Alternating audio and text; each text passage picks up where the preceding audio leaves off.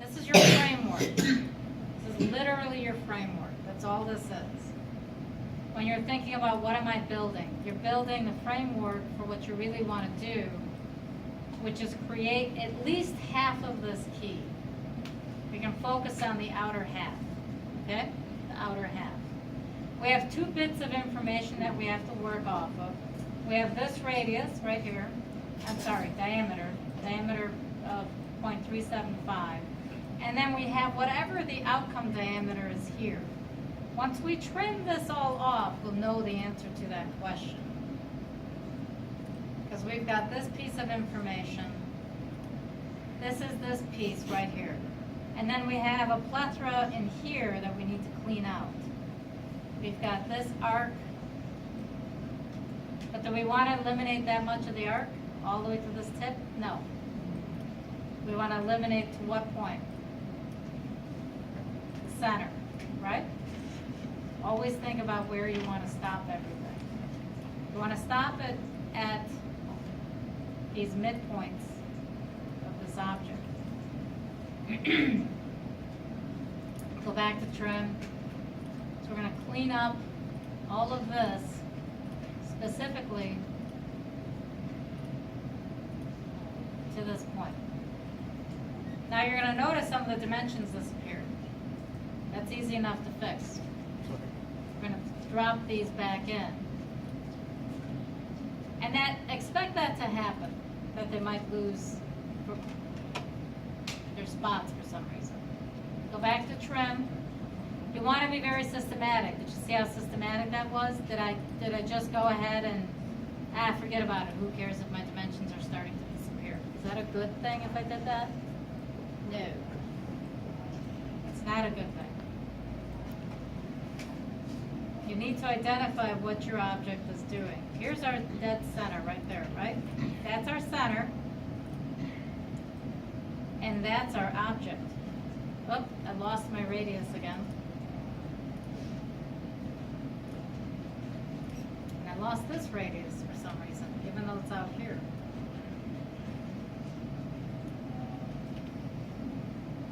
So let me throw that back in there. Now, why is it missing its reference? What did it lose? See that? It lost a reference to now.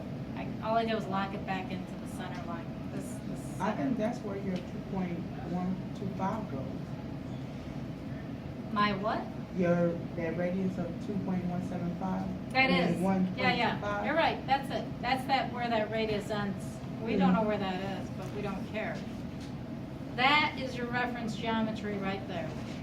That's that flat piece. It looks flat, but it's not. So now, with this in mind, that's literally there as scaffolding. That is your scaffolding. Did you hear the way I said that? That is your scaffolding. What you're going to draw down here, you're going to actually create a circle. You're going to be like, really? Well, they did a poor job of showing it, but here they showed you that the diameter up here is 0.375. What they neglected to tell you is what is the diameter here. The diameter here, from this point right here to out here, there has to be a diameter here. I've got thickness here. I can't end as a pancake. It's impossible. But I am transitioning from one diameter to another. We just don't know what it is. But what it really is where this point and this point are. That's what it is. That doesn't represent the radius. What does that represent? It's diameter, okay? From end to end. So when we account for that, we don't know what that dimension is, but we also don't care because we can pull it right off the geometry. Remember, convert entities, our friend? We use it. We convert that entity, brings it right into our sketch. This guy, however, I don't want to convert that point down here. What do I want to convert? The intersection. Intersection of this. I don't think I can do that though. No, it won't let me do that. Because it's not a solid body. I will, let me see if I can use convert entities. I'll try, but it might drop the wrong, it did it. It didn't drop the wrong point in, it just gave me both points, which isn't bad. I turned this into construction, always construction. That has to be construction geometry. Then of all things, I can go ahead and draw a circle. I don't know where the center is, but I don't care either. I go from there to there. Then you're going to ask me the question, what do I do here? Well, I pick a circle, I pick that point, and then I go for a coincident. Ooh, but notice what it did? It moved my center off. So I got to pick my circle, I got to pick my line, and I want it to be, what, coincident? If I say coincident, boom. Now it's exactly where it needs to be.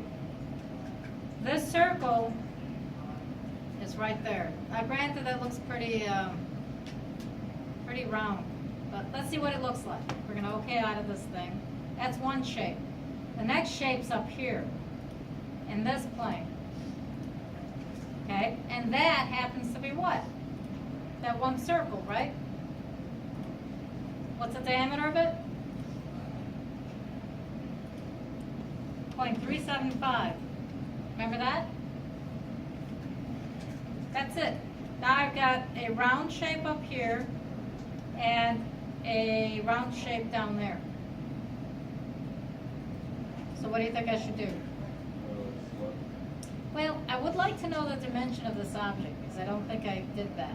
Even though it's fully constrained, that's a diameter of 6. This just says make it driven. We can't constrain. We have one object in one plane. We have another object in another plane. This is the first time you're ever going to see me do this. But watch this. It's called sweep. Is it sweep or loft? Which one do you think I should try? I'm going to ask you to guess. Sweep, loft. Yeah, sweep looks like it's the same shape, right?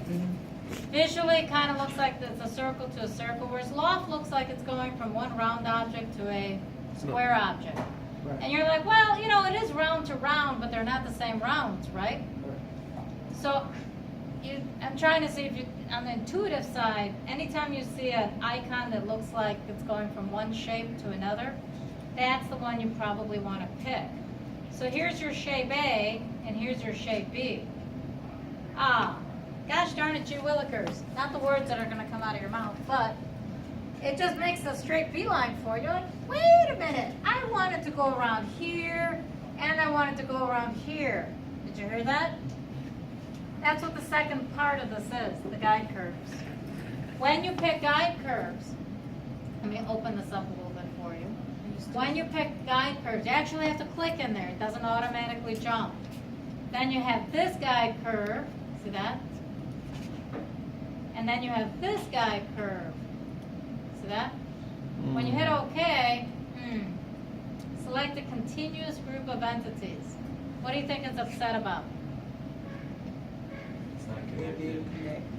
This part is fine. Here's what you're going to see. I'll show you what it will do. It'll go from here to here, and if I pick my guide curves to be this one and this one, and I hit OK, still get an error because where does this one end? Right there. Way high, right? You're like, okay, fine. If I just pick this one, I'm good to go. It'll follow that guide curve. See that? It has some other choices like a center line perimeter, but I don't have a center line reference, do I? No. But what I need to do is I need to tweak this sketch, and I need to do what? I got to eliminate the bottom half of this thing. Literally. And the initial, when it turns into ketchup and mustard, that's a bad move. Did you see that? I call it ketchup and mustard because that's what it looks like. So I'm going to draw just a straight line. Still doesn't like it. So what doesn't it like? I got to look at this head on. It's upset about something. Did I draw it to begin with? Did I draw a center reference up front? Does anyone remember? I think the answer is no. Okay? This I can get rid of, this I can get rid of. That's easy. Right here is my problem. Everything that I'm dealing, my problem is right here. I need to trim, but I can't trim unless I have an actual line to trim to. I'll draw a straight line. Okay, maybe eliminating the bottom allowed me to do this. Ooh, okay, eliminate that. This guy needs to turn into construction geometry, otherwise I'm gonna have other problems. So that. So now I have this line and I have this line. What is its problem? Ooh, see how it can move? See how that can move? That means I need this and this to be tangent to each other. They obviously are not. Now they are. I hit OK. Now we're locked in. Maybe this will fix it. We'll find out. So I'm going to go back to loft. We picked this object and we want it to go to this object. Okay, straight line. Then we go here. Now we put this inner curve in. Oh, it still sees it as two objects. I'm not sure that's going to work. If I hit OK, yeah, I still get that fail. It can't see these two as one object. So let's go back into here and edit. Nope, not that sketch. I'm going to edit this guy. This and this need to be seen as one object. So let's pick these two and see what we can do. Maybe if I change it to for construction.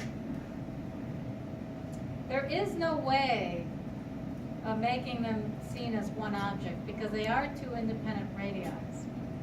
Let's do the same to the inside and see if that helps. And this guy has to go away. That one line I had referenced down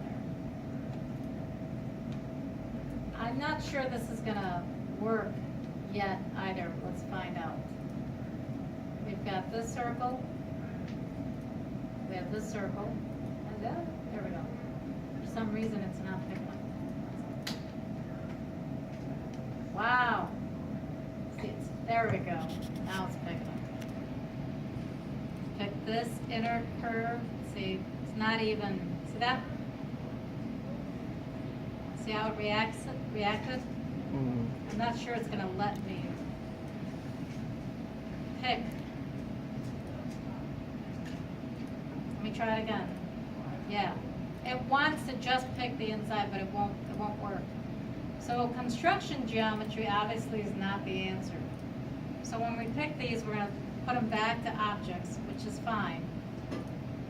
But we have an issue with this back arc. Definitely have a problem with it. So let's try this one more time. Loft. Pick this object.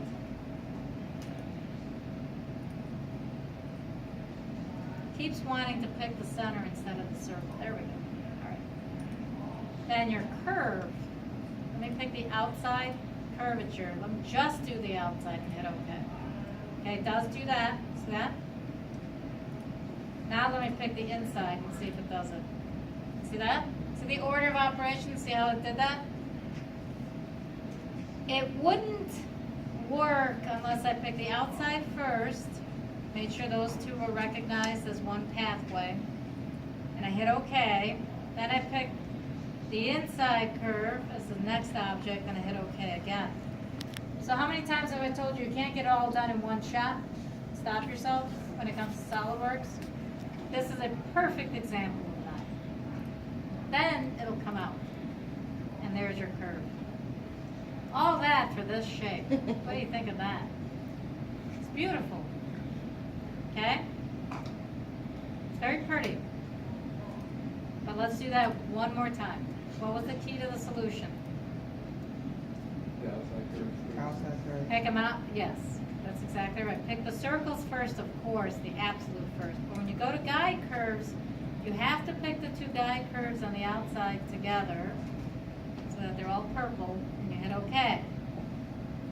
So it recognizes them as one unit. Then you pick the inside so it recognizes that. So you can't pick all three at one time because all three are disconnected from each other. That was the reason we were getting the error message. But when I pick this and hit OK, it's like, all right, yeah, I see you together, good. Then I picked this guy, good.